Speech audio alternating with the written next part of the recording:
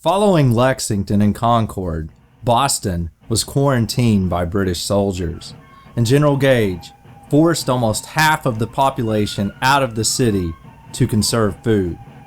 British soldiers found themselves trapped by the 10,000 colonial militiamen outside the city.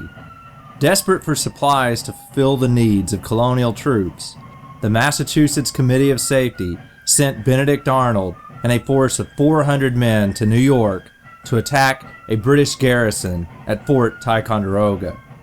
Samuel Adams, also realizing the opportunity, suggested trying to capture Ticonderoga as soon as possible. The colonists needed cannons, muskets, and ammunition, and the fort in northeast New York was stocked with all of these things. Ticonderoga was so important that it had often been referred to as the Gibraltar of America, in reference to the famous island fortification off the coast of Spain. The confusion resulted in a second group, known as the Green Mountain Boys, led by Ethan Allen, marching for Ticonderoga. After much arguing as to who was in charge, and the flaring of tempers, Allen and Arnold captured the fort without firing a shot.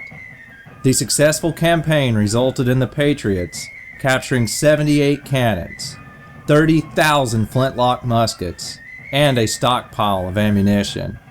Yet, the much-needed supplies were more than 300 miles away from Boston.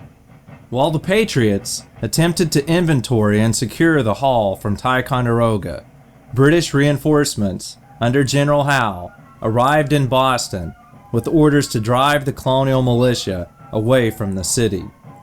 Before the British could formulate a plan, they awoke on the morning of June 17, 1775, to an awing sight. During the night, the Patriot Army had built substantial fortifications on nearby Breed's Hill.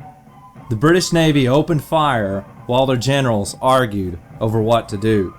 Before long, the June sun was at full steam, and temperatures swelled into the upper 90s. The British lined up in battle formation as Bostonians crowded rooftops to watch the assault. The Redcoats approached in columns, their drums tapping out an ominous cadence. Israel Putnam, commanding the American troops inside the fortifications, declared, "Don't fire till you see the whites of their eyes." The Patriots waited until the British were 50 yards away before firing a massive volley that crippled the British forces. Some units lost more than 3/4 of their men before fleeing. A second British attempt was made, and it too was repulsed. Many Patriot bullets were coming from snipers in nearby Charleston, and the British officers ordered the town to be bombarded by the Navy. And before long, all 300 houses were ablaze, making for an eerie backdrop as Howe ordered another assault. Out of ammunition, the Patriot forces were forced to retreat. The famous conflict is known as the Battle of Bunker Hill, although it actually occurred on Breed's Hill. The British won, but at a heavy cost. A staggering 19 officers and 207 men had been killed. 70 more officers and 828 others were wounded, for more than 40% casualties.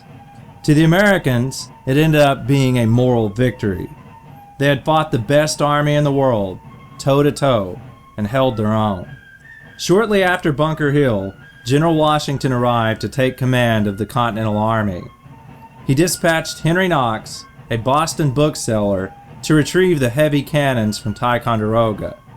Knox's men built 42 gigantic sleds and hired 160 oxen to pull 125,000 pounds of cannons and ammunition to Boston. When General Howe arose one morning to find the cannons atop Dorchester Heights to the south of Boston, he knew he would have to retreat.